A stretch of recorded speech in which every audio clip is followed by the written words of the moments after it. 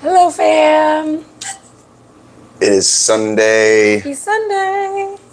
I'm feeling much better. This man was on his man flu deathbed this Man week. flu deathbed. Oh, it was boy. such a weird one too. Normally you start the flu, like you start feeling like, okay, something's not right. And I started that on Tuesday? Sunday. Oh. And Saturday when we were traveling, towards the end of the day, after we got back, and then the end of the day Saturday after we took our nap and whatever else, my throat was like kind of sore It's like and scratchy. the first signs and I was that like, something's okay, going on. maybe it's just from being in the airplane, whatever else, no big deal. And then it went away. Right, because Monday, was that when we went to the gym? Yeah, Monday I felt pretty much fine. I had started in Monday evening, though, getting a little bit of a cough and like snottiness. Was it Tuesday when you were coughing? And then Tuesday at work all day long. I was like, I should not be here. Hacking and whatnot. And then Wednesday through Friday. Wednesday, I just stayed home. And Wednesday was the weakness and the muscle sore, like the achiness. You were like, my workout wasn't that I felt like my intense. whole body had DOMS. And then Thursday was all in my head. And it was draining then, and right? Friday, right, because I couldn't sleep. Thursday night, Friday night, I didn't sleep. And then Friday it was the skin. It was the skin. Like my skin was super sensitive. Everything hurt, and you slept all day. I slept a lot on Friday, and then started feeling better yesterday, and pretty much feel good today. My chest still has a little bit stuff in it, just a little of the congestion left now. But so the worst is over. I'm functional again. I couldn't think. Like I had papers to work on. I had stuff to do. I just couldn't. No, this is just like, and it's funny. It happened the exact same way when we went to Arizona, for me. Right. Because it was when we got back from Arizona. I felt like there might have been something. We went to the gym, or I went to the gym that Monday, and it was Tuesday when the symptoms started, and then it was like, oh, this is bad. We just need to not go to the gym when we get back from working out. That's all it is. That's what it is. We're getting it from the gym, and the travel. It's the gym. It's the gym. The gym is bad for you. Don't go to the gym. Ha! Right. The tricks of the emotional brain. Yes. Oh my God. Because that's what your brain will tell you. Crazy things like that. Like, oh no, it was when you got home and you got back to your healthy eating and going to the gym. That's when everything went to crap. That is exactly it. So happy that you're on the mend now. And I feel good. You feel good. We're talking about some cool stuff today, but before we do, we need to talk about Keto Brains. Yes, we Remind do. everybody.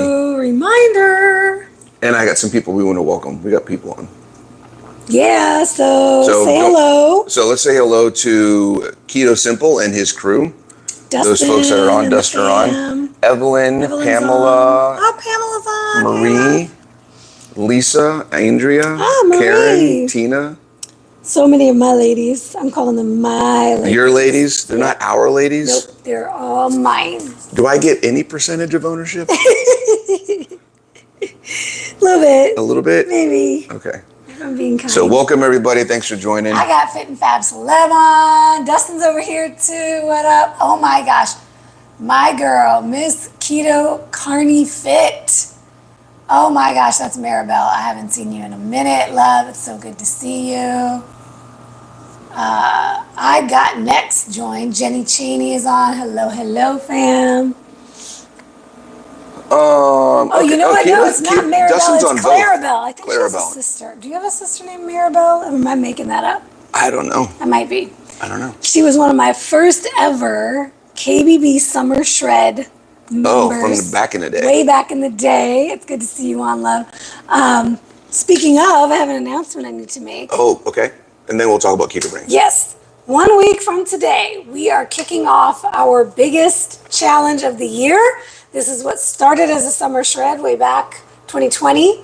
And we've been doing it every year, 2023, 24. This year it is called the Shape and Shred Challenge. We've been shifting the name a little bit each week. Shape and Shred. Each year. Each year. You do a challenge every week. that would be a lot. Oh my gosh, the amount of work that you put into this. I know, right? So this is very exciting. There are $5,000 prize pot up for grabs. Our table is full of prizes right now because we are finishing up the summer prep challenge, which is our prep for the summer program that we turned into a challenge this year. So I've got weekly prize packs all ready to go, be mailed out this week for the ladies who've been winning the last few weeks. Since we were on the cruise, I'm a Which little late is sending all some of of the those out. ladies, because if you're in the program, you're winning. You're winning, yes. That's the big takeaway, really, is if you show up in our programs, we don't run them like every other challenge. It's not about before and after pictures. It's not about who has the most crazy transformation. It is about transforming from the inside out. It is about what you're learning about yourself every week. The lessons along the way, the aha moments, the habits, the mindset, all the things that you're putting in place each week. So we give out prizes every week to somebody who stood out, who had some sort of aha moment or win or challenge that they overcame. Because we want to celebrate so much more than some kind of crazy body transformation, which, guys, you're not going to get that in 8 weeks, 12 weeks, 16 weeks. It's not going to be that quick to see massive changes in your body. So we're all about the wins along the way. It's not because you did something good for you. Yeah, you probably had to do something extreme that will not be healthy in the long run. So, or last once you stop. If you want to learn how to get lasting change in your body and you're ready to open your mind to new ways of doing things and to learning and exploring and getting to know yourself in new ways and connect with an absolutely incredible tribe of women who are doing the same thing, join the Keto Bikini Academy. I've removed different enrollments, challenge enrollments. So now it is all you have to do to be a part of the challenge is join the academy. So you can get all that information on my website, nataliejgrasso.com. All the links are on my YouTube and my Instagram.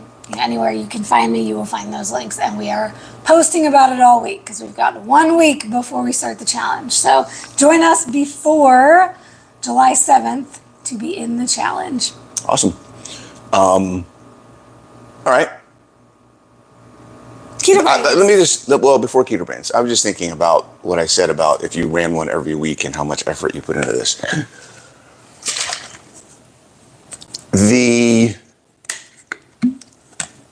If you guys don't know this lady already by now, the thing about her and her programs that are different than any other program that I've ever seen, been a part of, or worked through with other colleagues, whatever it may be, is she's not putting together a program for subscribers. She's not putting together a program so she can have members in a program. She puts together her programs with the singular focus of how can this help my ladies? Everything that she does is the thought that's at the front of her mind is what do they need and how is this going to help them? So if you are looking for something that's different than anything you've ever been a part of, you need to try this out. Because it's not just a program that's out there for people to sign up and do this thing and you'll have these results. No, because everybody's results are different. Everything that each person in the program is doing is different because it is specifically designed to help you as a member of the program figure out what's going to work best for you.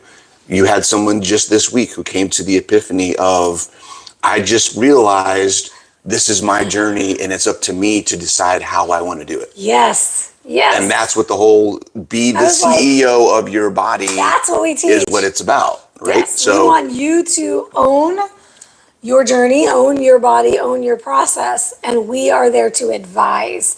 So he's right. It's not a program. Everybody always looks at it as a program.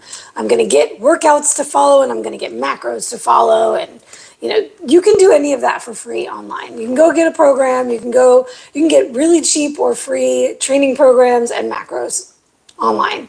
That's not the value. Just you don't even just chat it. Chat GPT will give you an 80% solution to all of that. Yep. It'll write you a meal plan. Yeah. Yeah.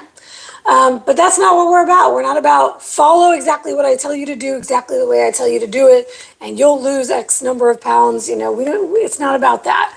I've literally designed everything I do inside the academy on the way that I do things with private clients that I've done over the years. And I've learned more and more, and the more I learn as a coach and the more I experience with clients as a coach, the more we put into it.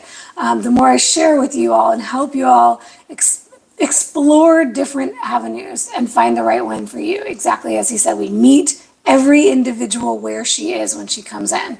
It is not about, here's the protocol to follow. Right. And if you don't follow it perfectly, there's something wrong with you and you need to work harder. That's not what it's about. Absolutely. Okay. You're awesome. I love your arms right now. Ladies, get you a dude that likes veiny arms. Oh my gosh, look at that. I just That is noticed that. crazy. I love it when the bicep veins pop out. And I'm not even cutting yet. We're starting this week. We're going to talk about that. Okay, Keto Brains. Don't forget, guys, Keto Brains has been gracious enough to do a weekly giveaway. So if you stay here at the end, if you've asked questions and you're still on at the end of the video, we will randomly pick names. We've done this for 2 weeks now. We've had 2 winners. 2 winners. And we'll keep doing it. They've been awesome to work with, I think. So to win, yeah, stay on with us live through the whole thing. Comment and ask questions, especially the questions. We love the questions. Love the questions. And then be here at the end so we can verify, hey, you're here. We got to get your info, all that kind of stuff. Yes. Okay, what are we talking about today? Cutting. Cutting. Do we have scissors? Somewhere. Somewhere. What are we cutting? Cutting fat. Cutting fat. Oh, we don't need scissors to cut fat. We're cutting body fat. Okay, so Not cutting tallow. Not cutting tallow. I'll be cutting some tallow this week. I used to cut a lot of cheese. Without any crackers. Oh boy. Ba-dum-bum. I used to cut a lot of cheese. When you had IBS. When I had IBS, oh boy. Legendary. Boy, am I glad I met you after Carnivore. Oh my God, you Carnivore. are so glad you met me after Carnivore. There were times like, I can't even. It's one of the reasons why I don't like to ride with people. Oh, unless you're driving. Unless I drive. Yep. And if there's like, hey, let's all get together in the van and go, okay, I'll meet you there. Some scars are for life. Some scars are for life, absolutely. Okay, so we're talking about cutting. We're talking about body composition, dropping body fat in a whatever period of time. And there's going to be a few things in here that may sound contradictory because we have different goals. We can talk about 2 different ways we do things. Yeah, we're talking about different ways we do things, different ways we approach things. There's going to be some things in here that you've heard us say. If you've listened to us for a while, you've probably heard us say. But if you've never heard us before, you may be like, what? Like when I start rambling or ranting about calories, we'll talk about that a little bit.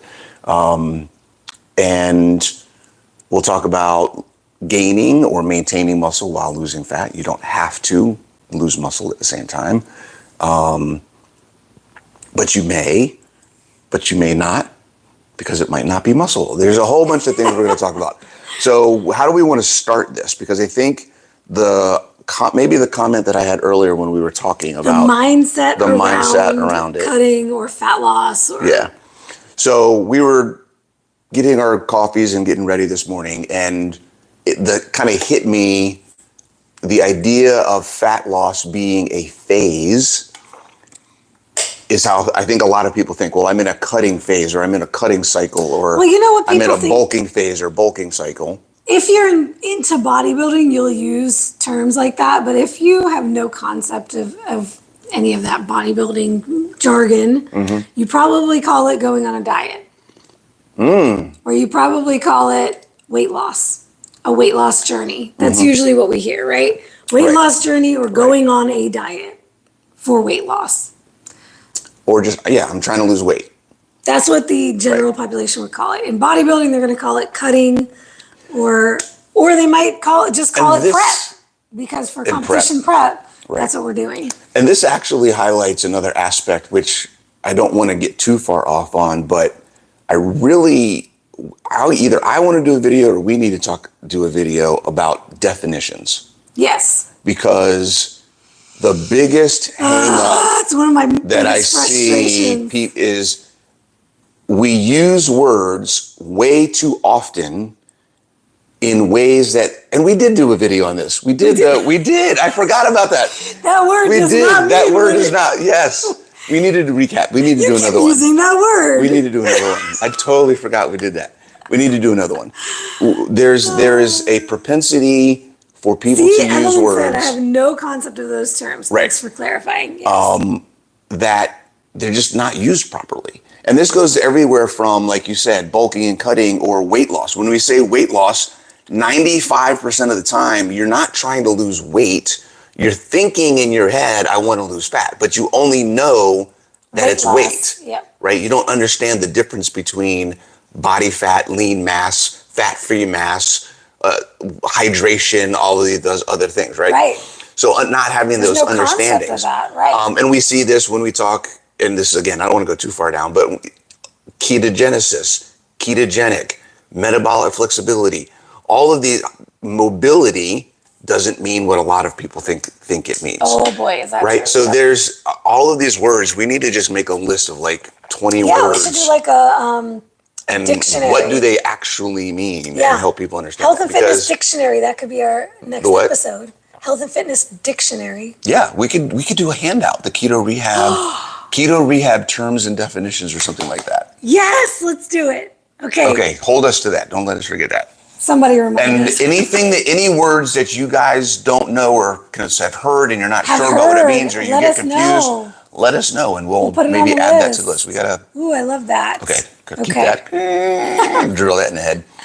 But so there's a lot of words that we use incorrectly, and that in and of itself is setting us off in the wrong direction. So when we say we're trying to lose weight and we're actually meaning I just want to lose some body fat, there's a very different context. It's the same with calories. That's why calories is such a big thing, because calories don't mean anything except that when we're talking about them, what we're really saying is you need to eat less or you need to eat more.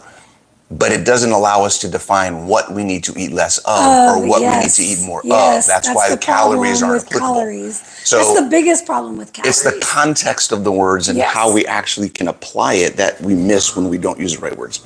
Yep. So the idea of bulking or cutting or changing, we'll call it body recomposition, right? Changing the composition of your body, because we know that our body is made up of multiple things. When it comes to how we look, when it comes to our shape and our appearance of fitness, we'll call it. I like that. Right? We're looking at body fat and muscle mass. Those are the two main factors. Two main things, yeah. Okay, so I want to reduce my body fat so that I can see the muscle that's underneath. That's how we look more fit. I have to clarify something really quickly, because I saw it in a discussion board in a group last night. Uh-oh. And it's been a while since I've seen this. You cannot turn fat into muscle. Oh my God, no, yes. Fat does not turn into muscle. Fat and muscle are two totally different things. They are different tissues. They are different. Fat is actually an organ. So is muscle. They're two separate organs. Yes. So think about fat and muscle like your heart and your lungs. You can't turn your heart into your lungs. That's awesome. Can't turn your heart into a lung. You lose a lung, you can't make it from your heart, right? It doesn't work that way. So when we talk about body recomposition, we're not talking about turning fat into muscle. But people get that mixed up, because if you lose body fat and you build muscle, you will have less body fat and more muscle. One is not turning into the other, but you're getting rid of one and you're building the other, creating the other. Correct. Along those lines, another thing that we have heard, and I don't hear it as much now over the past couple of years, but I still do see it every once in a while, and that is you cannot spot reduce fat. Yes. Okay? we get the question of, how do I get rid of the fat around my tummy? How do I get rid of the fat off of my arm? All the women want to get rid of How do I get rid of my this. bat wings? How do I get rid of the fat under my chin? Whatever else. The only way to get rid of fat in any one area is to get rid of your overall fat until that area is also gone. Yes, and that's all it is. You cannot spot reduce fat. Those areas that everybody wants to focus on, the reason why is because those areas are the last place that the fat is going to go on the majority of people. It's my For men, my tire. Yeah, for men it's the spare tire, and it's a lot of the time it's the back. It's the back, low back, love handle area for men. For women, it's usually the bat wings and the hips and the hips, butt, thigh area, and of course the belly. I mean, the belly for everyone is another one too. But for some people, they lose it in their belly first. Yeah. You know, but most people will lose it in their face before a lot of other areas. For me, my arms and my legs get lean. Yes. And then it'll be my shoulders and upper body, but my spare tire is always the last thing to go, and it's freaking annoying. And for a lot of my ladies, we hold on to it on the lower body, so we will get very lean up top before we get lean on the bottom. Yeah. And that's something that's very common. I mean, in bodybuilding, you'll see, a lot of the time, ladies that they end up getting too lean up top to be able to get as lean as they need to get for their category on the bottom. And so they have to play with things and manipulate things like their water and their food intake to try to fill out their upper body and not look as striated for, different categories for that reason. So.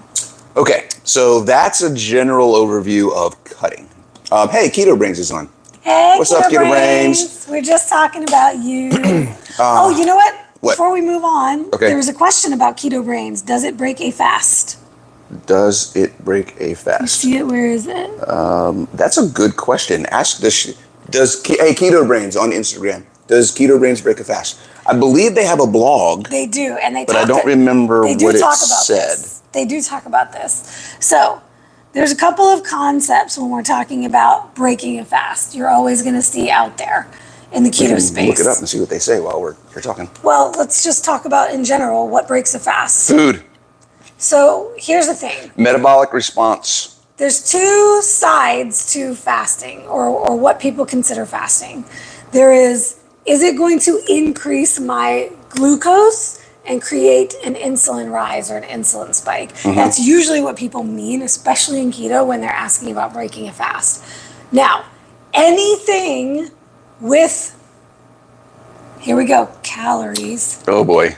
Meaning anything that you consume that has anything in it, macros wise, including fats, breaks a fast when we're talking about an actual fast from food, from anything, any substrate that our body's going to use for energy, for building, for anything. So in that sense, anything is going to break a fast that has any kind of macros in it. However, and then there are things that don't have any macros that could create a glucose insulin response that could also break a fast from that perspective. Right. So it depends on, and yes, this is what Keto Brain said. Yes, we have a blog. All depends upon fasting methodology and the person's why. Right? Water fast, IMF, FMD. So what is your version of fasting and what are you fasting for is the question. And why are you worried about? So this is, these questions, they just run so deep. Yeah. So the question is, if you're fasting, why are you fasting and why are you questioning if you can eat something on your fast? Right. What are you looking to achieve through with the fast? Fasting? Right. And that's what it says. It says the answer is that it's really going to depend on what fasting ideology you are choosing to follow. That's the answer. So, because here's the other thing too. Keto Brains supports a ketogenic diet which is fasting mimicking. So you guys know we don't necessarily push or encourage fasting on purpose. Especially on top of keto. Because if you're doing keto and you're exercising, doing resistance training on a regular basis, you're getting all the same benefits of fasting without actually having to fast. So what are you doing? It all goes back to your why. What are you trying to do? And where are you going? So, okay, so I love this answer too. And I was going to say keto brains, the main benefit of keto brains is for cognitive function. Yep. So if you're fasting for the benefits of the cognitive function benefits of fasting and of ketosis, then absolutely keto brains is a great idea to use during that time when you're not eating. Because it's going to give you nutrients that are beneficial for your brain. So technically it's breaking a fast, but that doesn't mean it's not supporting the benefits of that fast. Yep.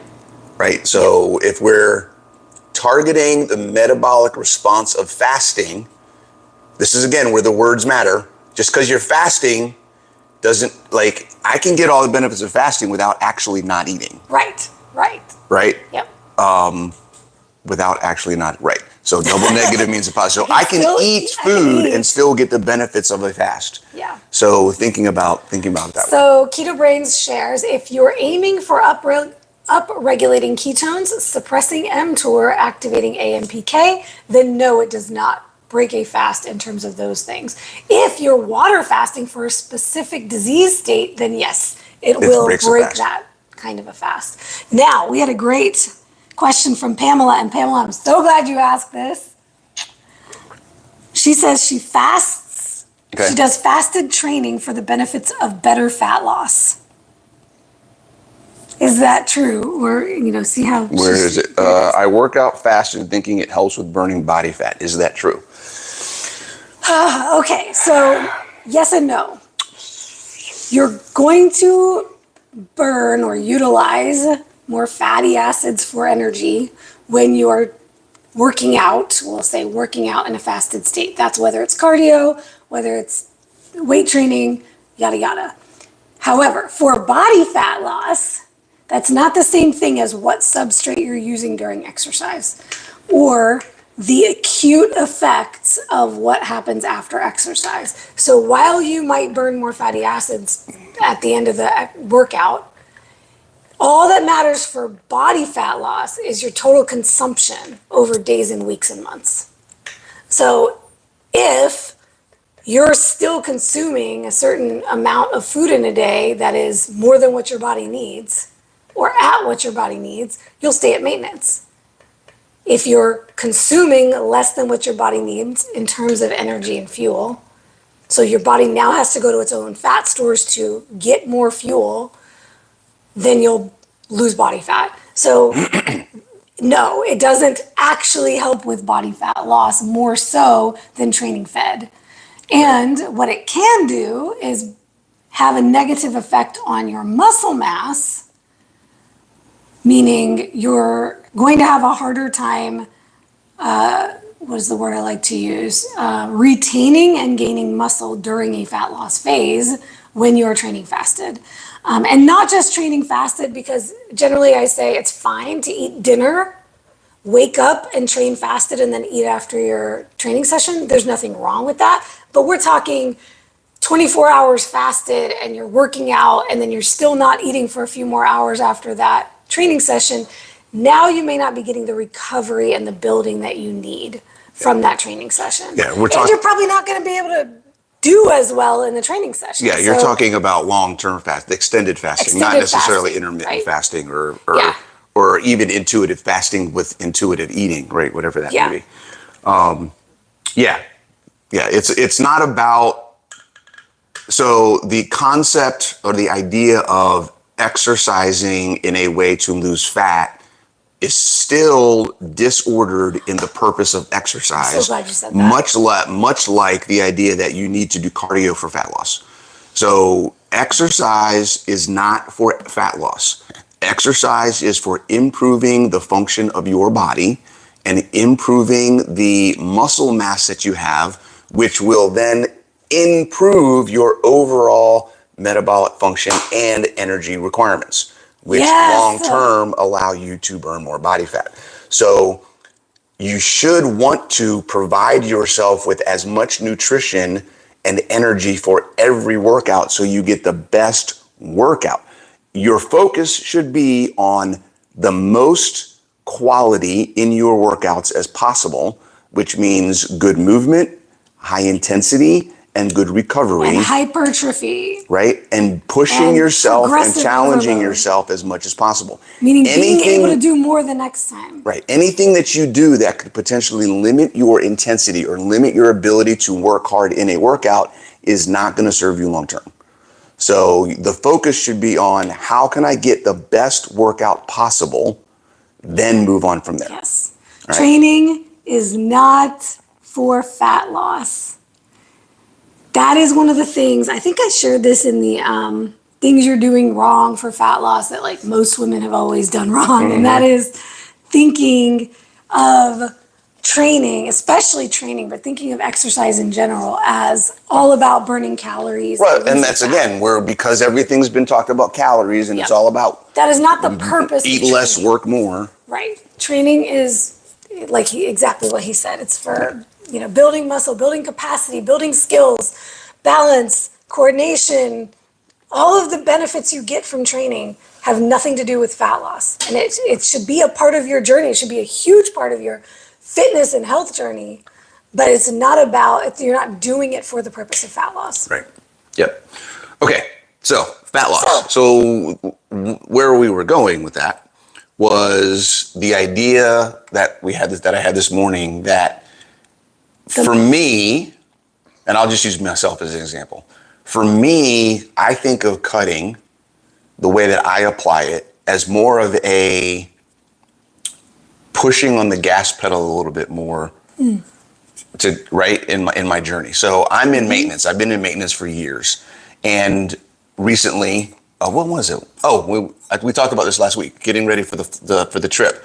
I had to stand on the scale to do the luggage. That's what I was like, whoa, wait a second. I don't like that number. That was his trigger. Right? So I saw the number on the scale. I was like, okay, we need to take a look at that because I've been completely intuitive, not tracking, just going about my day, been focusing on school and work and everything else. Haven't really been worried about body count. And I'm not like going crazy. I think I was at 18% last week when I got on the thing. So that's about my limit.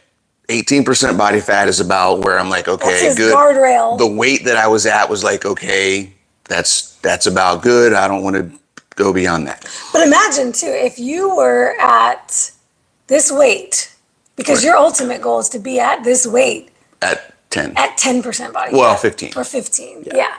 So if that body fat percentage had been lower, the weight wouldn't bother you at all. No, not at all. That's just yet another example, y'all, of this whole like the weight is not telling the story. It's not telling the whole story. Yeah, if I was at the weight I'm at right now at 15% body fat, I'd be a scary looking mofo. Like, yeah, Jacked. Absolutely. Yeah. Absolutely. So no, that's definitely not the case.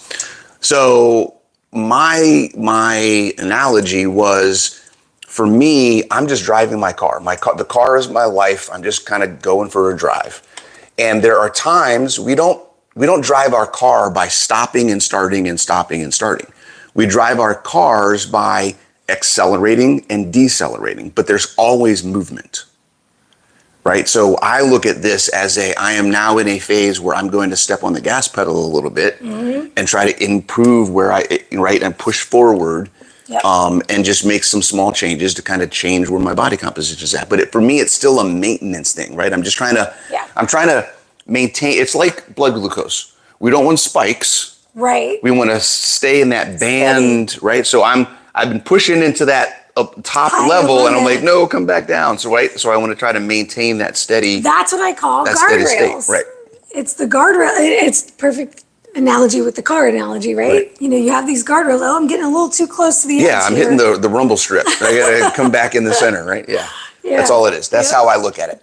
As opposed to you, where you're looking at competition. That's a different level of intensity. And then you go through both, right? You have the just up and down kind of maintain. And that's the way it's been for the last maybe 8 months, 10 months since my last show. It was a reverse diet. So I was getting up to my maintenance. And then I was living in that maintenance ranges. I like to talk about maintenance ranges because people think like, well, maintenance is very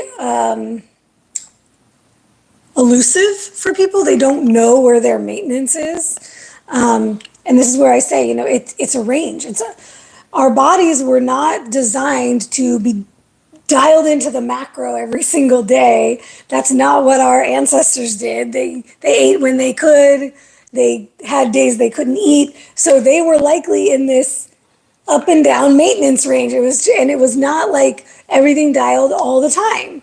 So that's not realistic to think you're going to be dialed into the gram every single day, tracking your macros for the rest of your life. The way he does this, and this is what's the difference between a lifestyle and a diet or a weight loss journey. It's especially a diet, because when you're looking at it as a dieting phase or a weight loss goal, you tend to look at these very short-term time frames, and your day-to-day lifestyle does not look like the lifestyle or the process of weight loss, fat loss. You totally change everything you're doing to hit a goal and then go back to what you were doing before. When you have a lifestyle, and we'll get into like, how do we cut, right, differently?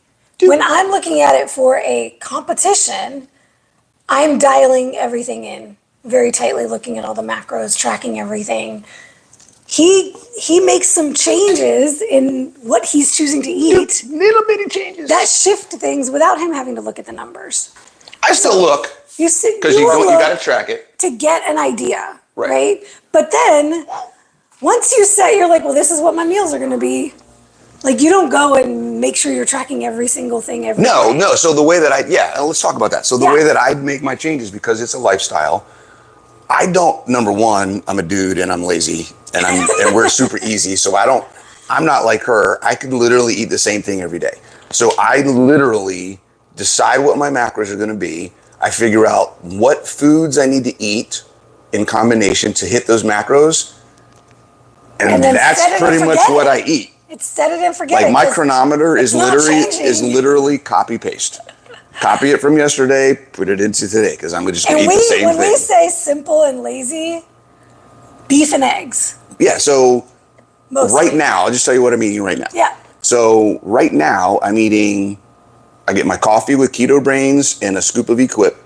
Protein. That's my first thing. That's usually between 7 and 8 in the morning when I'm at work. And then around 11 o'clock, 10:30, 11 o'clock, I have 6 hard-boiled eggs with salt. That's it. And then I come home from work, I go to the gym, I come home from the gym, so it's around 6:30-ish. And then I have a pound of ground beef with 6 eggs over medium on top. So you can break the yolks over the whole. Yummy. This is so good. It looks so good when he makes it. It's so amazing. So good when he makes that. Get the yolk all over it and eat that. That's it. So I'm eating a pound of ground beef and 12 eggs and a scoop of protein powder. That's what I eat every day. Okay, that's over 200 grams of protein, about 135 grams of fat, and like 14 carbs. Now, talk about how that differs from what you were doing. The big difference. There's 2 major differences. Okay, what I was doing before was 6 to 10 eggs for lunch with Primal Kitchen avocado mayo. A lot of it. Unmeasured. A lot of it. Right, so I was having egg salad every day. I was also doing heavy cream in my coffee. That's right. Every day. Yeah. And then for dinner, I would do scrambled eggs with butter. Probably 2 or 3 tablespoons of ghee. Yep. Lately, because I was doing butter before and I wanted to cut out dairy. So I started doing ghee, and then I stopped doing the heavy cream and started doing the nut pods. Yep. So basically, each of my meals had some additional fat added. So all I did to make a change was cut the additional fat. That's it. And not some major drastic thing. I changed how I was cooking the eggs. Oh yeah, and then one more so I could get the fat that's already there easier. Right.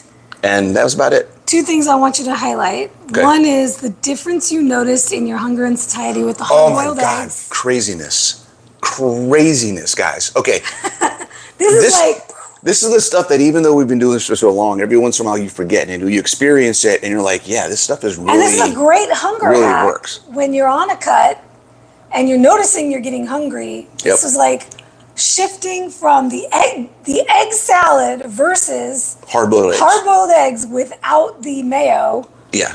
So, and sometimes I would get some Parmesan cheese and put it in there and mix it. Oh, so good. God. So understanding, I wonder if this would be a challenge for people. Yeah. If you're interested in reducing your fat intake or reducing your overall food intake, and I can't figure out how to not eat so much, just focus on changing your food so it's not hyper palatable. That's it. Hyper palatability makes a huge, and what is hyper palatability? Most of it has to do with a combination of salt, of fat and salt, right? When you add fat, you add salt, things just go crazy. You can eat all day long. Really That's good. why Pringles are so you're not able to stop eating them. So I went from the egg salad. So I was eating 6 to 10 eggs with, I don't know, let's just call it 3 or 4 tablespoons of mayonnaise. And maybe I would eat that whole thing and house it with salt. I would throw in salt as well, mix it all up. That would take me maybe 15, 20 minutes to eat the whole thing. And then I'd be done, but I could still eat more. Okay. Yep. And then I'd come home and the butter on the eggs or in ground beef, like that would be, I'd eat all that too. So fast and just house it down. Just the change of dropping the mayonnaise and just doing hard-boiled eggs by themselves. Guys, I got 4 eggs down the first day I did it, and I looked at the other 2 eggs on the plate, and I was like, this ain't gonna happen.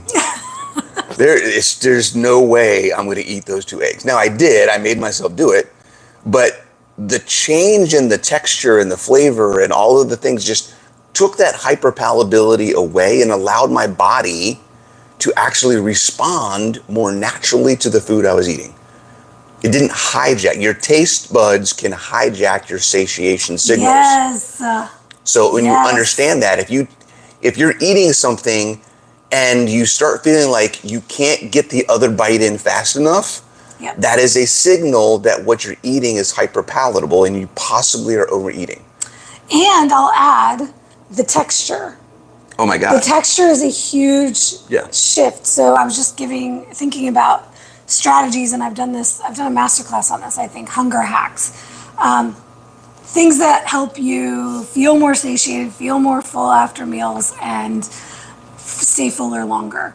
While fat and protein together are the most satiating, beyond, just lean proteins are very satiating. Protein and fat together is even more satiating, but fat also helps things move through your digestive system faster.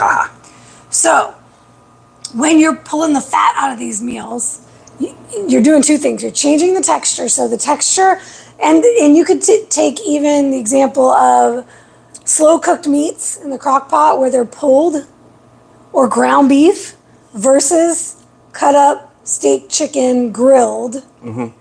You have to do more chewing. The texture is different. It goes down slower. You eat slower.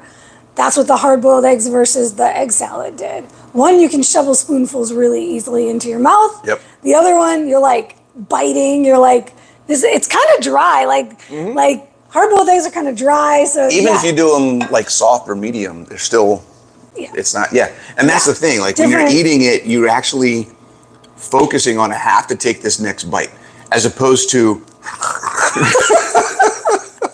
that should be the cover photo.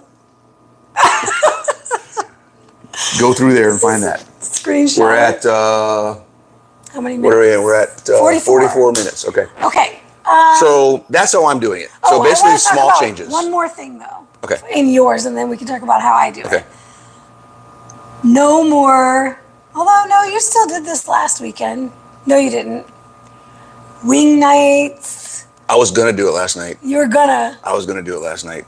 But you didn't. I didn't. I just did burgers. So that's the other thing is in his maintenance phase where he's not worried about it. there will be more ordering from Uber Eats, ordering wings. Yeah, I'll do wings. I'll get some French fries every once in a while. I'll get some ice cream sometimes, which that, outside of the last couple of months, right? Because I said, okay, no dairy. So you cut So it that all cut that, out. I'll cut all that out. But yeah, I mean, when I'm in maintenance, not really worried about where I'm at and just kind of going through, focusing on other things, I still make generally healthy choices, and I know where those lines are. But I'm also a little bit more relaxed in what I decide to do. Yeah. Because I'm not worried about, and this is the difference where, again, context matters. I'm not worried about, I'm not in recovery. I'm not in healing. I've been through all of that. So I'm at a level of quality of life and health where if I want to have some French fries, I can have some French fries. And it's not going to set me off and be like, now I have to have French fries every day because I had them once. And you're not going to, go into. Right. I'm not going to spiral out of control because of that. So different conversation, but yeah. So easy, simple shifts. Small little shifts. Without having to do a ton of tracking. You'll track to, where am I at right now? Where do I need to go? Set your macros, set it and forget it, right? Yep. For me, because on a competition prep style cut, I have a timeline. I have some pressure because I've got a date where I need to be on stage. I need to be ready by that date. So, and I take a stepwise approach. And for my ladies, I also want to share, a lot of the time for men, they can make a big change. And that's the other thing is, it doesn't sound like a big change. It sounds like a small shift in what his choices are. But it's yours is one and done. You're not like, all right, now I need to cut more fat, and now I need to cut more fat. Well, I just got started, so we'll see how it goes. There is always that returning of the evaluation where you kind of say, okay, have I gotten where I want to go? So I am now weekly getting on the InBody. Yep. Which I haven't weighed myself in almost a year. It was like 10 months, right? Yeah. So I hadn't done a body comp scan in almost a year. So every Sunday morning I'll get up now, and that will be my thing. And we'll see what goes from there. So there's still the intent and the attention and awareness that needs to be applied. The level of that awareness and the level of that tracking is going to be up to you. I set my macros. I know where I want to be. I know what that means in food. Yep. And I'm tracking it to see, to make sure there's consistency, but I'm not tracking it to make sure I hit it. Right. There's a difference there. Yep. Right. Yep. So now I want to also point out, because this is where I was going. So what was your fat before and what is it now, based on what you just talked about? My fat before was in the 180-ish range. And now around 135. So we're talking like 50 grams of fat that he cut all at once. This is where I say, for my ladies, you need to do things a little differently. Our bodies are very sensitive to changes, more so than men's. This is why men, they can do OMAD, they can do fasting, they can do these things, get great results, and not have a lot of the negative biofeedback and negative consequences, at least not as quickly as women would. Well, especially since we don't have to worry about menopause. Peri and menopause and childbearing cycles. So regardless of where you are in your phase of life, women, we are sensitive for that reason, because we are designed to carry life. So there's this fear that our body has around stress and big changes. So this is why for women, I highly encourage not doing these drastic changes. Don't go from 80% fat to PSMF overnight. Please don't. Don't go from 200 grams of fat to 100 grams of fat, or from 200 grams of fat to 50 grams of fat, because you're like, oh, more is better. If I cut all this fat, then my body will start burning it. Yeah. Well, it would have with 20 grams less. You didn't have to go that far. So minimal effective dose. So that's one big difference about the way we do things is now I track on a much more micro scale. So like he said, he'll get on the scale once a week. I will take pictures and measurements once a week, but every single day I'm going to be taking my weight and body fat percentage, and I'll be tracking those daily to get weekly averages. And so she gets half naked and walks around in heels too. He loves check-in days. He loves it when I'm on prep. High heels and bikinis, and that also for me includes posing, because I need to be practicing posing consistently. So it's photos, videos, posing. That's the one time I get popcorn. He's here for the I show. just sit here and watch. He doesn't actually get popcorn. I don't. Figurative. If I did anything, it would be white cheddar or porking good. Good pork rinds, yeah. So for me, I have a timeline. I am looking at where I need to be for stage, and then I reverse engineer and say, okay, from where I am, here's the process that I'm going to go through. Yep. Now, an important thing I want to note here, because this is something that a lot of people get wrong. My entire 16-week prep, 20-week prep, 14-week prep, however many weeks, is not all laid out, and I don't just go, okay, now I follow the exact protocol I said was going to happen for the next 16 weeks. Because I don't know how my body is going to respond. So I set essentially the rough plan, but I don't need to make changes every single week. I don't need to make changes every 2 weeks or every month. It's not like, okay, after 4 weeks of doing this, then I'm going to do that. And then after those 4 weeks, I'm going to do that. Yeah, because you may have responded better or worse than you expected, and then you have to adjust when it's time to. Exactly. Yeah. So I may have to make changes more frequently during certain phases of my cut, and less frequently during others. And if everything is moving the way I want it to, I don't make any changes. We keep going until something stalls, and then we tweak it if we need to. And that's the same way you do it, just I do it a lot more granularly, and I'm looking at a lot of different data. Well, because I'm just looking for a general move in a direction, you're looking at a specific point you need to be at, right? Yes. So it's a different level. And to expand on that even more, I need to not be too lean for a show. So like, I need to make sure everything comes in on time for that show. Right. So it's not even just, well, whatever, let's go balls to the walls for the next 4 weeks, get crazy lean and stay there. That would not be healthy. Yeah. And that would not be a good way to do things in a prep for stage. What's something that you definitely don't do in a prep when you're trying to lose body fat? I don't fast. You don't fast. Do you start doing 2 or 3 a days? Okay, what's a 2 a day, 3 a day? It's more workouts in a day. So typically when bodybuilders are doing 2 a days, they're talking about cardio and weight training. I don't overtrain. So I don't even do 5 or 6 days a week of training. The grand majority of the time I'm doing 4 days a week. Tops. As a woman, as a pro bodybuilder in my 40s, going through perimenopause, my body needs a lot of recovery. It needs more recovery than it did in my 20s and early 30s. I used to be able to train 6 days a week with weight training. I cannot handle that anymore. My body needs recovery more frequently. I think it's the number one, the absolute top, right above, because number 2 is not eating enough. I think number 1 and number 3 is not getting enough sleep. Those are the 3 things, the triad of mistakes everyone's making. Okay? Training too much, not eating enough, and not getting good sleep. Yeah, it's true. So I prioritize those things. Yeah. I prioritize my recovery as much as I prioritize my training. I train hard on the days that I'm training, and then I take a day off. Yes. Or 2 days off, depending on where I am. Recovery is part of the program. And I do not add cardio all at once at the beginning. Cardio is a tool that I will use if and when needed in small increments just to continue to progress. Yep. In terms of my energy output for the day. And I want to highlight the difference here. She's adding cardio in specifically, and this is where we talk about contradictions. She's adding cardio in to improve her fat loss.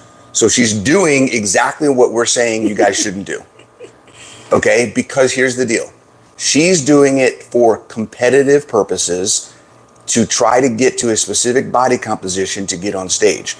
The idea is not that she's going to be doing it for the rest of her life in support of quality of life and function. It's a known exception to the rule. For anyone who's just trying to change their body composition to be healthier, to improve their quality of life and what their body can do, adding work in is not the solution because you will have to keep doing it forever. So yes. So I hope that makes sense, right? That's a really good point, because let me clarify something. When I get to stage, I'm now no longer in a healthy, optimal bingo body composition to sustain over a long period of time. And I will have to put back on body fat after the show to get healthy again. So that's the difference. Now, one thing I will say is when I am in my off season and my maintenance phase, as I've been in, I get very sedentary. That is also not optimal. So at the beginning of my cut, I'm going to start adding in cardio so that I have more activity in my day. And that is going to be beneficial. Yeah. To a point in prep, I'm getting healthier in my cut. When I get to the point where I'm now close to stage, and we're talking 4-6 weeks likely, that's when I have to start adding things that are now no longer optimal. Longer duration cardio, higher intensity cardio, those kinds of things. And my weight training is going to take a hit during that time. I'm not going to have as much strength. I'm not going to have as much endurance and stamina for my training, for my weight training, because I'm doing extra cardio, because I'm eating less. So that's when things start going in the other direction. So let me just be clear about that. Yes. That's the difference. You all might be doing what I'm doing in the first half of a cut and then living there. Right? Living in that 6 weeks out place. So why context is so important, guys. Yeah. Absolutely. So cardio can be an incredibly wonderful, beneficial addition to your life if you are currently sedentary.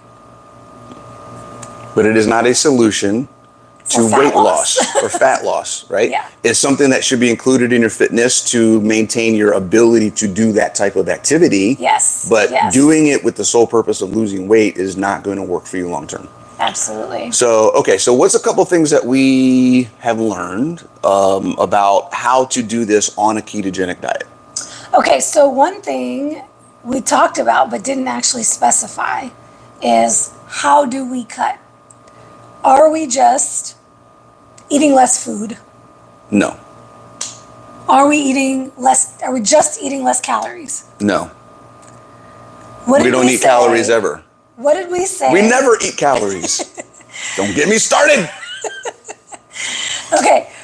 What did we talk about specifically about the way he cuts? What did I change? He stopped eating as much fat. He stopped adding extra fat. Stopped adding crap and fat. I stopped eating. Why? I stopped eating out. I stopped eating the wings and the ice cream and the French fries. But why do you and then just cut the fat versus just eating less eggs and less ground beef? Because then I would also be dropping protein, and I don't want to drop protein. This is why it drives me bonkers when people argue for calories in, calories out, and then in the very next sentence, but you have to prioritize protein. Well, which one is it? Either I'm dropping my calories or I'm prioritizing protein and dropping the fuel macros, which are carbs and fat. So I don't care if you're all carbs or all fat or a combination of both. If you want to lose body fat and build muscle or maintain muscle while you're doing it, then you maintain your protein intake. In many cases, you can increase your protein intake to help with satiety, and then you drop your fuel macro intake, right? So this is I don't know if this is a name in or a ketogenic thing or whatever, but the whole idea of, protein stays the same and fat and carbs are a lever, right? You manage those based on the body composition. How much energy you need to be taking in. Right. So because protein essentially is not an energy macro. Okay? Get the idea that protein provides energy, guys. Get that out of your head.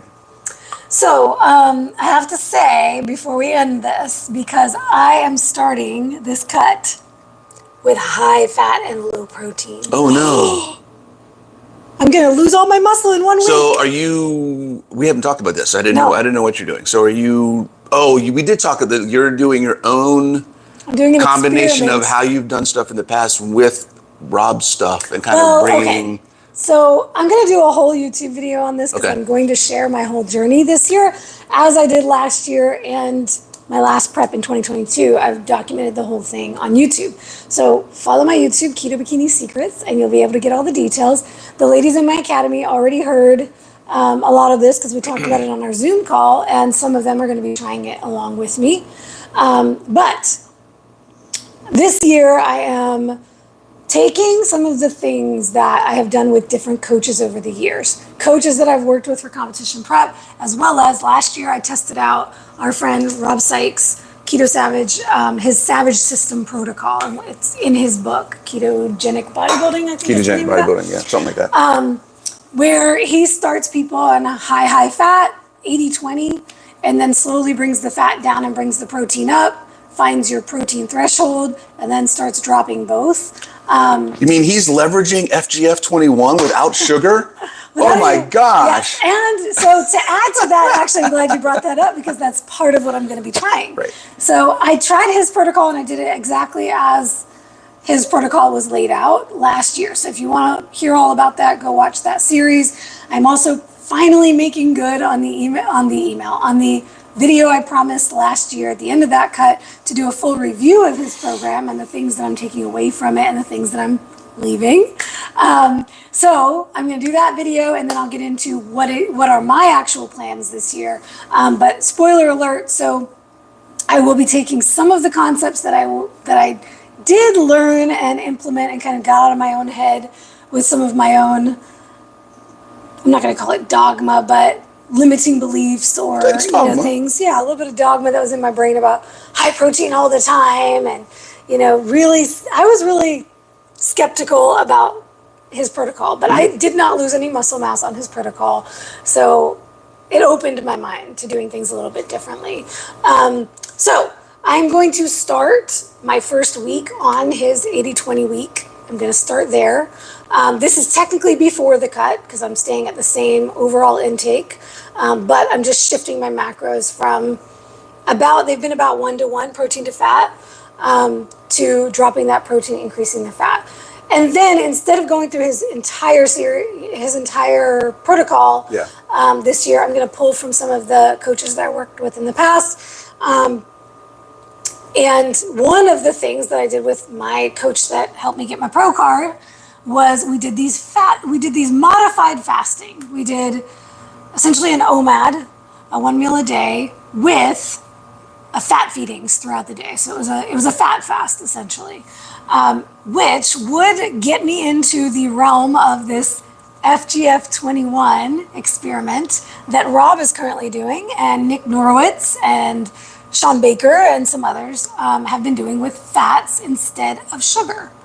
So instead of sugar fasting, you're essentially fat fasting. And I said, well, that just sounded a lot like what I did with Tony back in 2019. Right. So I said, well, I'm just going to implement some of those throughout. I'm not going to do it for weeks on end. Rob and the others did it. It's a short-term thing. They did it over weeks. So I think Rob has been doing it for 4 or 5 weeks now. But one of the things that interested me about it was his latest update sharing that his testosterone doubled. And a huge part of why I tried his protocol last year with the higher fat was because my testosterone has been very low for years. And over that time, I was not doing super high fat. So this is I keep saying every year, this is my last ditch effort to get my testosterone up naturally before I go on HRT. But this one truly feels like the last ditch effort. Yeah. Well, I mean, you got to try what you got to try. Yeah, and I've been in contact with some HRT clinics about starting testosterone, but I want to give it, 4 weeks or so and get one more round of blood work and see if this high fat, the FGF21 protocol, I'll call it, or test or experiment, it's even higher fat than the 80-20. Rob is doing 4-to-1 right now by grams, 4 times the amount of protein in fat. So it means fat dropping to protein. Yes, 4 times the amount of protein in fat. In fat, gotcha. Yeah. Yeah. Okay. So for him, it's like 400 grams of fat and 100 grams of protein. For me, it would be like 50 grams of protein. That just makes me want to. And 200 grams of fat. Thinking about that much fat. That's so much. Oh. Yeah. So I'm going to try that. He's got to be crapping. Very short term, right? Oh, man. Okay. I'm going to try that very short term along with his 80-20 protocol for the first week at least. And then I'm likely going to shift to more of a 1-to-1 because that's really where I feel the best is 1-to-1 protein to fat. But like I said, I don't lay everything out and say this is exactly what I'm going to do yet. I'm going to see how my body responds, and I'm going to take y'all with me and share what I'm doing each step of the way. But yeah, I'm going to try these fat fasts again and see how my body responds and my brain. Keto brains will be a part of that process. Definitely be a part of it. Somebody asked if we see any benefit from keto brains. I think that was John. Have you noticed anything? I am not a hyper responder to anything. So I will say almost every supplement I've ever taken, I've never seen a response. I'm like that with creatine. Yeah. I don't really notice anything. And so the other thing to keep in mind, there's a couple. So I like keto brains more because it's a replacement for heavy cream. And as much as I like nut pods, I'm not a fan of plant-based creamers. So this basically replaces that for me. And I know it's got stuff in it that's good for me. I love the way it tastes. We are at a point in our health where the benefits that we would get from a lot of these supplements we don't really see them because we're optimized already. It's not acute. It's not acute for us. It's more sustainability maintenance. So where we see, and if you talk to the folks at Keto Brains, they see the impact from people who are still in their journey progressing, right?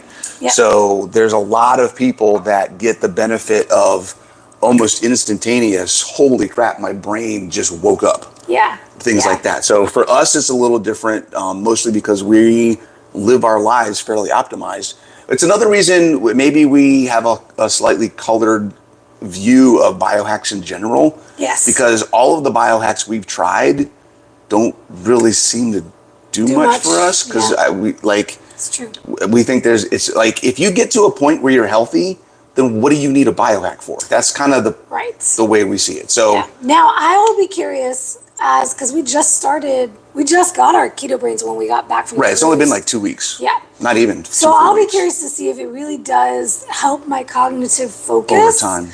Especially in perimenopause with the symptoms that you get of like the brain fog and the forgetfulness and things like that. So have you noticed already? I'm just thinking about that for you. There does seem to be, Do you think I'm doing that less? I'm thinking about it now. I don't think I've had anything in the last week and a half where you've been like at a loss for words, or like me, who it's because of my ADHD more than anything, has been like, where's my phone when it's in your hand? What am I doing? Why did I walk into this room? Like, I haven't noticed any of that with you, I think that it could be helping with that. Interesting. Okay. And I will say, I do believe that I've noticed now, I haven't been super tuned in. So I'll probably get more now that I'm going on prep. Well, I tend to get very tuned into things during the your prep. work the last few days. You have been very. I was going to say, in the mornings, you have been very. I get very focused on my work, and I think that it has improved. You have definitely been. Yeah.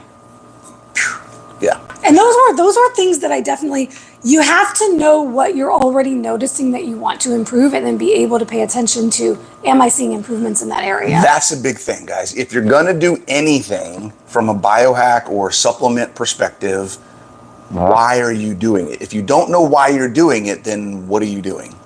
And if you know why you're doing it, then you have something that you can say, is this actually doing that for me? If it's not, then what am I spending my money for? So I think it is helping. I'm going to pay attention some more. Evelyn asked, will we continue Keto Brains in this cut? Oh, absolutely. Yes. What did she say about the fat? It's MCT. After you've cut the fat. Yeah, so here's the thing. Yeah, it's in my macros. You get to decide where you're cutting the fat from. Yeah, it's in my macros. So for me, and also for me, it's actually helped me cut down on how much of the plant-based creamer I was using, the nut pods, which, because it is a blend of coconut and almond, and I don't do well with oxalates, I'm trying to cut down on how much almond. That's the only almond product I use these days. But it's helped me cut that in half because I don't need as much of that when I have the Keto Brains in there. So one whole scoop of Keto Brains is 10 grams of fat. Yeah, so you can find where to cut that elsewhere. Okay, so let's see. What other questions? We had a question about OMAD on there somewhere. Yeah, somebody asked something about OMAD. So probably not train on an OMAD day. Okay, hold on. Yeah, so probably not train on an OMAD day. Kim. That was Kim. Yeah, so here's the thing. I'm not a big fan of OMAD. Like, Neither of us if are. all you're doing is drinking water and coffee all day and then just eating one meal, I'm not a fan of that. Why? Well, it's fasting, right? It's extended Well, that's what I'm fasting. saying. So That's why what would we you just said. want to do that? Like, why? Why are you doing that? Why are you doing it, right? Right. What's the point of doing an OMAD? Why Right. are you trying to do that? In my fat fast days, I'll be doing an OMAD, but I'll be consuming fat all day. So I'm actually not fasting all day. It's fasting mimicking because it's fat and it's not carbs and it's not protein, but I will be getting plenty of fuel for my brain, for my body to have energy throughout the day. So I'm not depriving my body of energy all And day. your gut is still active. Your digestive system is still working. Like, there's still metabolic processes that are happening. So Yeah. it's not a complete. Not a complete fast, Yeah. exactly. So the training isn't train when you can train, and try to eat when you can eat. If you are OMAD because of a schedule thing or there's a reason for it, then it is what it is. But unless you're doing it, unless you have a specific reason to do it, you're working out, and when you eat, don't really have that much to do with each other. Another thing that's right. overhyped. As long as you're getting enough of what you need every day, Yes, you're gonna have yes. what you need to work out. So Another thing that's overhyped in the fitness industry is the concept of pre and post workout nutrition. nutrient timing. Now, that's more important if you are a carb fueled athlete. Right. If you are high carb, low fat, which most bodybuilders are and a lot of other athletes are, then you have to worry about blood sugar spikes and drops. Then you have to worry about these things that could impact your performance because you're getting your fuel from carbs. But when you're fat fueled and you're fat adapted, you can run, you have longer fuel. Fat is a longer acting fuel, so you will have more fuel for a longer period of time. In terms of recovery from training, the anabolic window was bro science from 30 years ago that said you had to eat within 30 minutes of your workout or else you're going to lose all your gains, and that has been debunked. The anabolic window is more like 48 to 72 hours. So as long as you're getting what you need, and we would not encourage anybody to be fasting for 48 to 72 hours. So we would say get all you need in a day, every day, consistently. Whether it's 3 meals, 4 meals, 5 meals, or 2 meals a day, we recommend generally at least 2 meals a day. And if you're going to do something like an OMAD, like in the case that for which I'm doing it as an experiment. I'm doing it short term, and I'm doing it with fat feedings and intermittently. So it won't be like a whole week of doing this every day either. Yeah. I don't want to harp too much on fasting. I think it's overrated and overdone.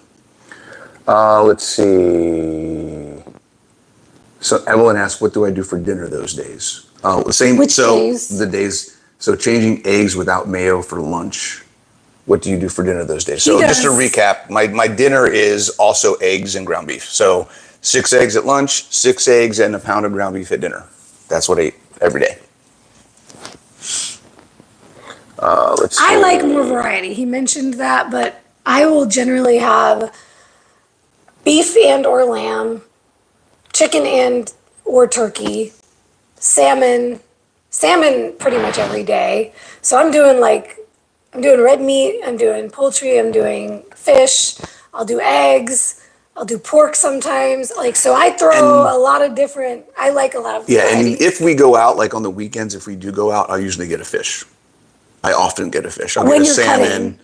Yeah, I'll get a salmon. Even when I'm not cutting. Yeah, I love salmon. There's this one restaurant that makes really good salmon. So good. And we get it from there every time, yeah. Hoping for antithetic in 2026. Oh, and that one's not from Juliana. I know, right? Juliana's usually like, hey, when are you doing another antithetic? She's talking about our conference, y'all. For those who didn't know, in 2023, 4 was last year. Was it 3? Wow. It's 2023. We did antithetic. Seems so long ago. Baltimore. Now we'll do antithetic DC. Everybody wants antithetic back. Nova. Northern Virginia. Nova. Antithetic Nova. Ha! I love the way Evelyn said it. Nat is eating the carnivore rainbow. I am. I should totally call it that. What do you think? I'm just thinking about if we should talk about our idea.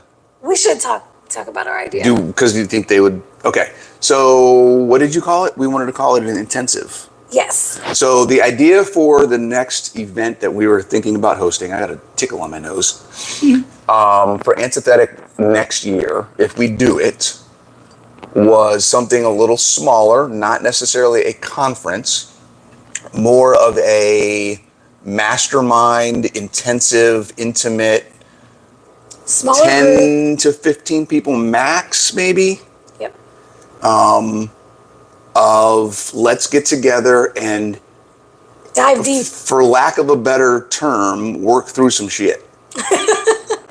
Yeah. Right? Talk about the real stuff. Get some open and honest conversation, work through some mindset stuff, help people kind of identify their traps, their perceptions, practice some awareness, practice some dealing with triggers, identify some triggers, and go through this whole process of really self-awareness training. Self-mastery. Over a weekend, right? So maybe a Friday night to a Sunday morning kind of a thing. Yep. So there'd be one full day, but then an evening and a morning. We might, maybe we'll all go to different meals and maybe go to a gym and do a workout together or something like this. Yeah. Kind of doing different things, but we're thinking of something smaller, a little bit more exclusive, and tailored to the individual, not something mass. We're so tired of the talking head on a stage giving you a bunch of information that you don't know how to implement. Yeah. So, or whether you should even implement We talked about that on the cruise when we did our talk on the cruise. Like, hey, you're going to hear a million different perspectives. You're going to have to decide what's for you and what's not for you, and then how to implement it. Yeah.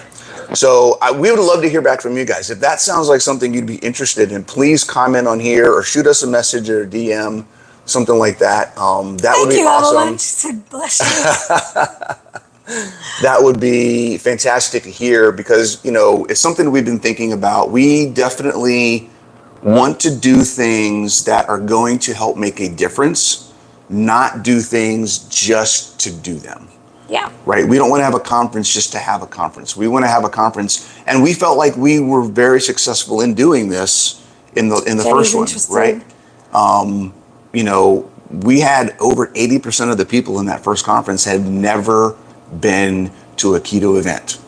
And so many are still in our community today. And so many of you guys are still here. So that's the kind of takeaway that we want to have. We want to help change people's lives. So, all right. I think you had some more questions. All right, more questions. Comments. Juliana says, 2 years ago, Coach Nat changed my life. Do you worry about fat on food like a ribeye? Well, I don't know what you mean by worry about, but you count it, you track it, right? So if you're pulling back on your fats to go into a cut, and you were eating a 12-ounce ribeye before, you might have to pair that with a leaner cut. Yeah, or are you cooking it in butter? Don't cook it in butter. Just cook it in its natural fat. So it's all overall that we're looking at, right? This is definitely, I don't even know what the mindset is there.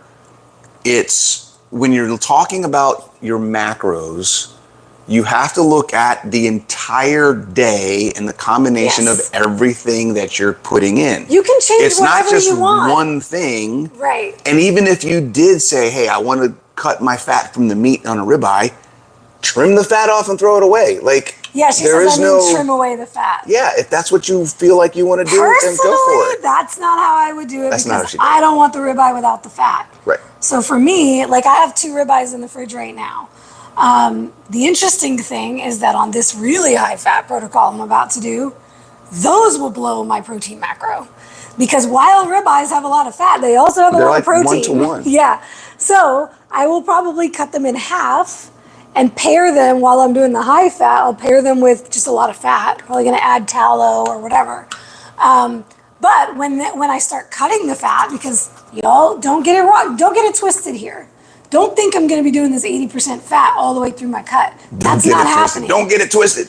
I'm going to bring the protein up and the fat down. When I start doing that, I would then take half of a ribeye, if I still want to enjoy my ribeye, which I do, and I'll pair it with a top sirloin, which is a leaner cut of steak. Or fish or chicken. Or shrimp or fish or chicken, exactly. Right. So that's just one of the ways I do it, because I still love to incorporate and keep the foods that I love that are higher fat. And so I'll just cut down on the portions and pair them with something that's leaner. Awesome. Okay, so I think... Wait, there was something else. There was. I think. Why? Okay, wait. Andrea said... Why would you add fat? What would you fat... Oh, I think she's asking, why would you fat fast? Oh, fat fast. Right? I'm not sure what would you fat on is my question. Oh, what would you fast on? Okay, so how will I be doing this fat fast? 2 keto bricks a day. No. Sorry, Rob, but that's the way I'm doing it. Now, what I will say is, shout out to my girl Amanda in the Academy. She's been making her own keto bricks. Okay. And I've been playing with that idea for a while of making my own because most of what the keto bricks are made with are not ingredients I would use. So I'm playing with making my own. But what I will say, I have a ton of frozen lamb tallow in the freezer, because every time I make my lamb leg in the crock pot, the fat rises to the top and I skim it off. I put it in the fridge and I let it solidify, and then I skim it off and I put it in bags and I put it in the freezer, and I'll use that when I'm cooking. Now I can literally just snack on it whenever I want a little bit of fat throughout the day. So that'll probably be one of the things I do, is just take out some lamb fat and snack on it. I have a little bit of beef tallow as well. I've got cacao butter. So cacao butter wafers that are really easy to just snack on those, or melt and put in my coffee, or something like that. And that's the pure fat part of the cacao plant. So cocoa, chocolate. It has a very luxurious, a little bit of a chocolatey flavor. But it's like real white chocolate. If that's what white chocolate would be if they didn't make it from some crap. That's what I'm calling you from now on. Your white chocolate? My white chocolate. I'm your milk chocolate. You're my milk chocolate. Okay. So I'll be doing those kinds of things throughout the day. I'll also be doing my coffee with my keto brains and my MCT oil. Why? Which is high. This is just pure fat because I don't put protein in it. And then I'm going to have one meal a day while I'm doing those fat fasts, because I'll get all the protein I need in one meal. Yeah, you will. Why is Evelyn saying don't get your panties in a bunch? I don't know. What was that a reference to? I have no idea. Okay. Oh, she said she's put tallow in ice cube trays before to freeze it. Yeah, that's a good idea. All right, so I think Evelyn gets it today. I think so too. Evelyn, you're getting keto brains. Also because Evelyn noticed our Princess Bride reference. Oh, really? I didn't catch that. At the beginning, she said, Princess Bride. I was like, she should get it just for that. Awesome. All right, so Evelyn, you're getting keto brains. Contact one of us with your info and we will get it sent to you. Ooh, I have a good question here from Adventure with Aileen or Eileen. Are you counting the calories of the fat throughout the day, or have you the snacks planned out? Or do you have the snacks planned out? So here's the thing, and I know he hates calories. I don't hate them. He doesn't believe they're a thing. I know they're not a thing. But all of that aside, calories are simply a way of quantifying total intake of food for the day. That's like the way that you try to say, without looking at macros and breaking down how much of each macro, how much did I eat today? It's one number you can look at as how much did I eat today of all the food, right? So it's not that I count the calories of the fat. It's that I know what my current maintenance intake of total food is in calories, right? So to help you all understand that. For me, sitting at maintenance, my maintenance range might be 1900 to 22 to 2400 calories. And it's like a range up and down. That's a total intake of food. Generally, I do that with 1-to-1 protein to fat by grams. So we're talking 130 to 150 grams of fat, 130 to 150 grams of protein per day, and my carbs stay around anywhere from 25 to 50, depending on how much carbs I want. And that's where I'm getting those total caloric numbers.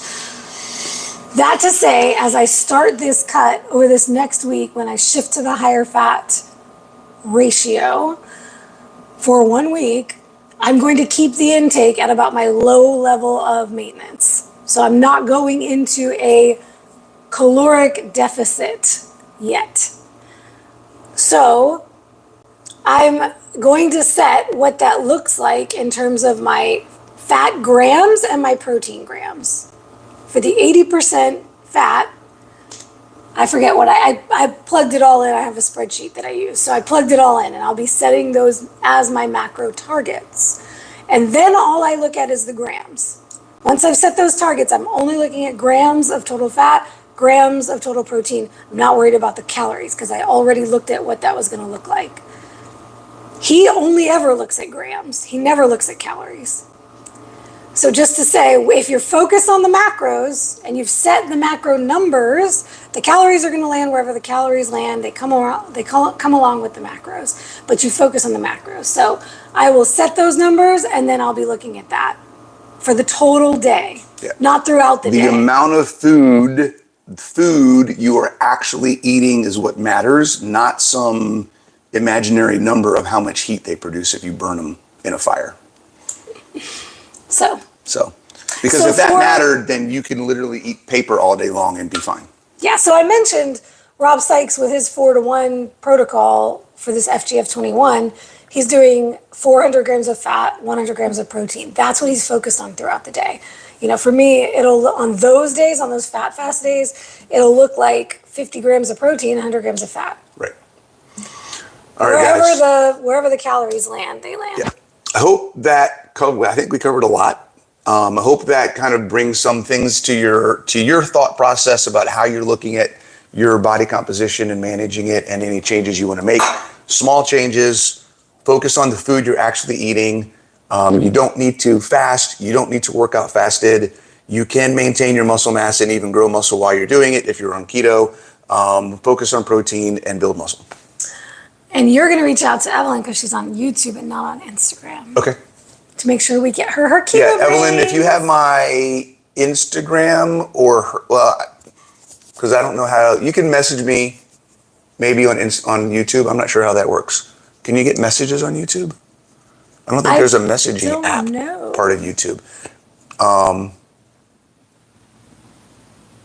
Look at us both pursing. I know, right? We're trying to figure out how this is going to work. So, Evelyn, if you go to my website, coachbronson.com, fill out the contact me form if you don't have any other way. If you're not on Instagram, if you're on Instagram, you can send me or her a message, and we'll get you your stuff. All right. See you guys. Oh, Facebook. Oh, Facebook. That'll work too. Yeah, send me something on Facebook. All right, fam. See you guys next week. See you next week.